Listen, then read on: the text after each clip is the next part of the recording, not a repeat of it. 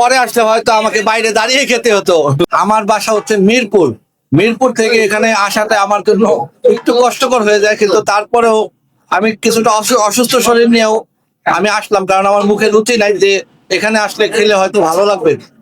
এবং অসাধারণ খাবার, অনেক অনেক মজা। এবং আমি ভাবছি যে আমি মাঝে মাঝে প্রায় আসবো এবং যাওয়ার সময় নিয়েও যাবো। অনেক অনেক ধন্যবাদ পারজল পোলাও ঘরকে, যে আমার মুখে রুচি ফিরিয়ে এনেছে। হ্যাঁ, অ্যাকচুয়ালি বিয়ে বাড়ির আমি একদম প্রথমেই মানে খাওয়ার সময় আমার কাছে ফিল হয়েছে যে আমি একটা বিয়ে বাড়ির একটা ফ্লেভার পেয়েছি। আমিও আজকে শুক্রবারে বিয়ের সাথে খাওয়া হয়, সেই অনুপাতে আমার কাছে খাবারটা অনেক মজার লেগেছে, অনেক ইউনিক। এইটা হচ্ছে বারবিকিউ চিকেন, এটা আজকে হয়তো আপনাদের স্পেশাল। তবে আমি আরেকদিন আসবো আপনাদেরই খাওয়ার জন্য লেটকা খিচুড়ি। এরপরে আসলে হয়তো আমাকে বাইরে দাঁড়িয়ে খেতে হতো।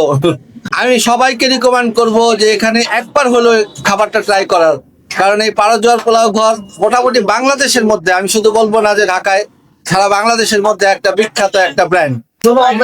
ধন্যবাদ আপনাদের।